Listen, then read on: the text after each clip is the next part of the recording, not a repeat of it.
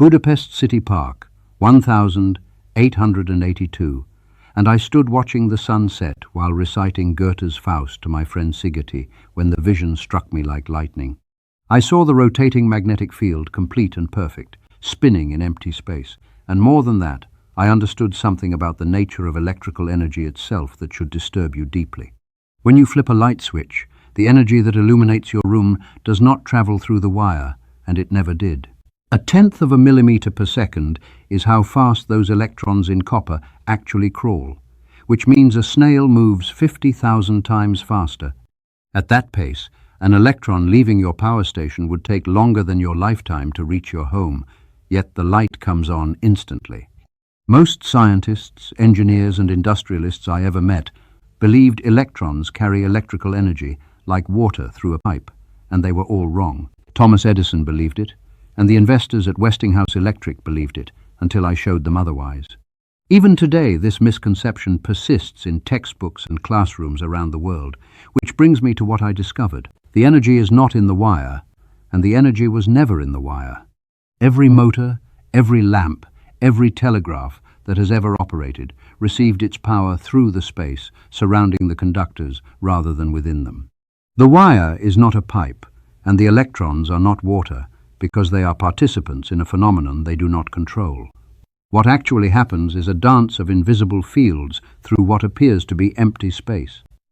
Michael Faraday's portrait hung in my laboratory until the day I died, because he understood this before anyone else. Working at the Royal Society in London in 1831, Faraday discovered that a changing magnetic field creates an electric field, and the scientists there mocked him for speaking of fields as invisible forces filling empty space. They wanted mathematics, formulas, particles they could count, but Faraday had no formal mathematical training and thought in pictures and intuitions and the geometry of force. They dismissed him as a mystic, and they were wrong while he was right. James Clerk Maxwell later gave Faraday's intuition mathematical form, and his equations revealed something extraordinary. Electromagnetic energy propagates through space as interacting electric and magnetic fields, not through wires but through the space around them, and the wire merely guides this energy and shapes it and directs it from source to destination, while the energy itself flows outside. This insight became the foundation of my life's work. When I designed the alternating current system that defeated Edison's direct current empire, I was not thinking about electrons shuffling through copper, but about fields, specifically rotating magnetic fields and oscillating electric fields, and energy pulsing through space itself at the speed of light. Colorado Springs in 1899 is where I confirmed what I had long suspected through experiments that terrified the locals.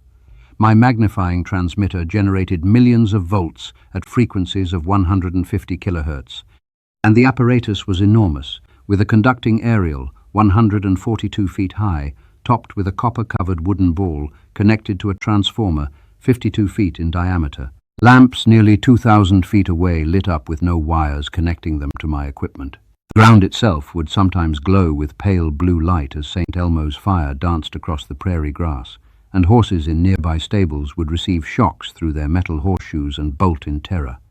My instruments detected thunderclaps from 550 miles away, which is like hearing a whisper in New York from the streets of Washington. And my young assistants could barely detect lightning at 150 miles, while my ear was 13 times more sensitive. The Earth, I discovered, was literally alive with electrical vibrations. Throughout space there is energy, and whether this energy is static or kinetic determines everything. If static, our hopes are in vain, but if kinetic, and this I know it is for certain, then it is a mere question of time when men will succeed in attaching their machinery to the very wheelwork of nature.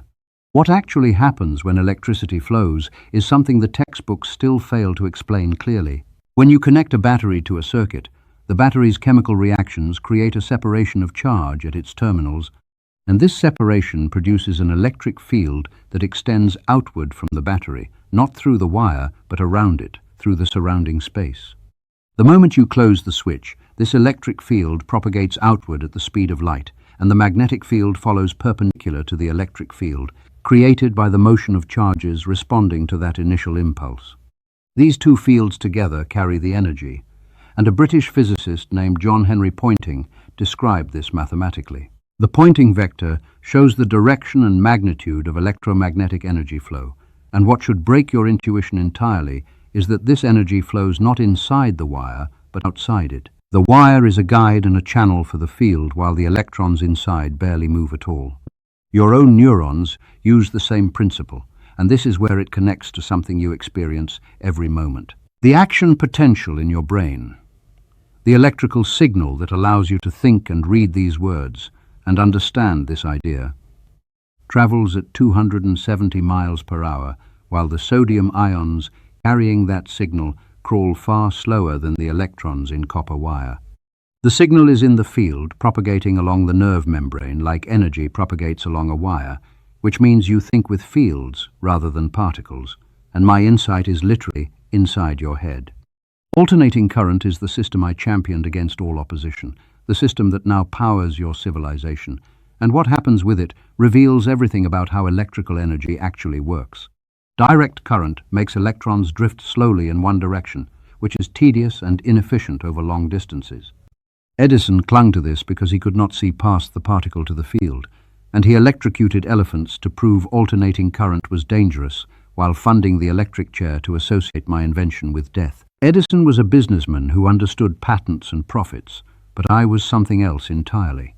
Alternating current electrons do not travel anywhere at all because they oscillate back and forth 60 times per second in American systems, never getting more than a fraction of a millimeter from where they started, yet the energy flows continuously and powerfully across hundreds of miles with minimal loss. The oscillating charges create oscillating fields, and these fields propagate outward, carrying energy through space at the speed of light. The World's Columbian Exposition in 1893 is when Westinghouse and I demonstrated this by powering the entire fair with alternating current, while Edison's direct current systems sputtered and failed, and that's when the world began to see. Niagara Falls in 1896 became the first large-scale alternating current power plant, and the war of currents was over. But I had already moved beyond motors and generators because I was thinking about what this understanding of electromagnetic fields truly implied. Heinrich Hertz believed he had proven that electromagnetic waves were transverse, meaning vibrations perpendicular to their direction of travel like ripples on water. My experiments with far more powerful apparatus led me to a different conclusion, that the waves were longitudinal and moved as compressions in the medium like sound. The physicists who came after and eliminated the luminiferous ether from their theories may have been too hasty, and Einstein's relativity describes the relationships between measurements without telling us what space actually is. But setting aside that controversy, what matters is this understanding of energy traveling through space rather than through wires, which raises the obvious question of why we need wires at all. The wires serve to guide the electromagnetic field and shape it, but they are not strictly necessary and are merely convenient. My Colorado Springs experiments demonstrated that electrical energy can be transmitted through the Earth and atmosphere without any wires whatsoever. I established stationary waves in the planet itself, patterns of electrical vibration standing still while energy flowed through them, because the Earth was found to contain these standing waves. The whole planet was essentially of the character of a very smoothly polished conductor, possessed of electrical vibrations, with a set of prescribed frequencies that it could respond to. When the Earth is struck mechanically, as in a powerful earthquake, it vibrates like a bell, with its period measured in hours, but when struck electrically, the charge oscillates approximately 12 times a second. I could throw the globe into resonant vibration like a wire, and an electrical effect could be produced at any spot which could be selected at will. J.P. Morgan saw dollar signs in this and funded my Wardenclyffe Tower on Long Island, which stood 187 feet tall with a 68-foot dome connected to an underground network of iron rods penetrating deep into the earth. My intention was to transmit wireless power across the Atlantic and then around the world, but Morgan thought he was investing in a better telegraph system. When he realized I intended to give the world free energy that could not be metered or sold, he withdrew his funding, and the tower was demolished in 1917 to pay my debts. Every wireless charging pad today is a primitive echo of what I built, and every radio tower and Wi-Fi router and Bluetooth device in your pocket are my children born small and weak because the world was not ready.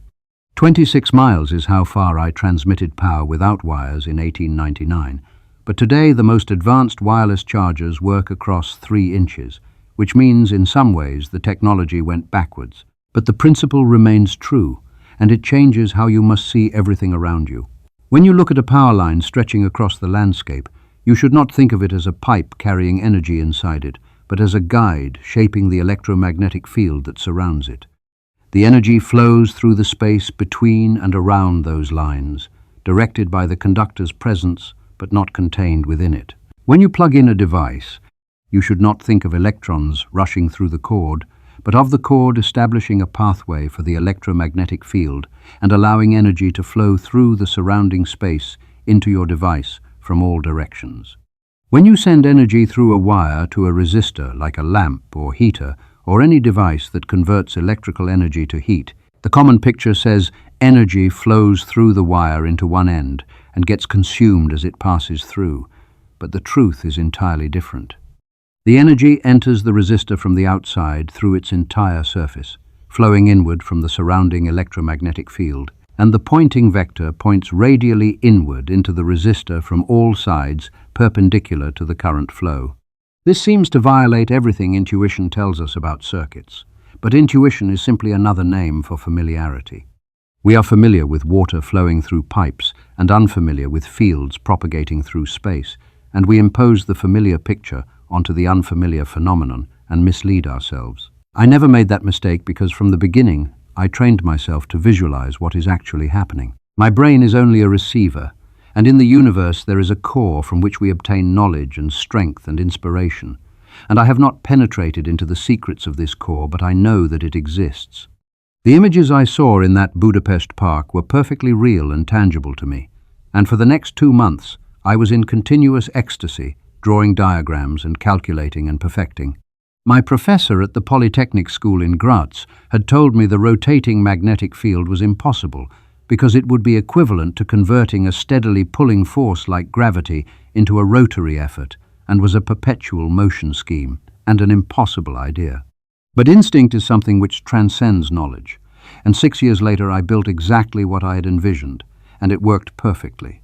This happened not because I am a genius, though perhaps I have some facility for visualization, but because I understood the true nature of what I was manipulating, which was fields rather than particles, and energy in the space around the conductors rather than within them.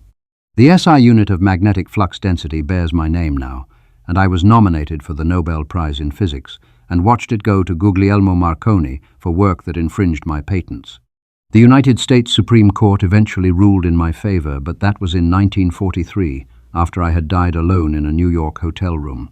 The present was theirs, but the future for which I really worked is mine. We are whirling through endless space with an inconceivable speed, and all around us everything is spinning and everything is moving and everywhere is energy. This is not poetry, but physics. The universe is not empty because it is filled with energy and vibration and fields interacting in patterns we are only beginning to understand. The electromagnetic field that carries energy from your power station to your home is the same type of field that carries light from the sun, the same type that allows radio waves to span continents, and the same type that binds atoms into matter. When you flip a switch and your light comes on, you are not completing a circuit in the way you imagine, but establishing a pattern of electromagnetic field between source and load. You are creating a configuration of energy in space that propagates at the speed of light and enters your lamp from all directions through the surrounding field and transforms into visible radiation. If you want to find the secrets of the universe, you must think in terms of energy and frequency and vibration rather than particles shuffling through tubes. Energy exists in fields, and fields oscillate at frequencies, and vibrations propagate through the medium of space itself.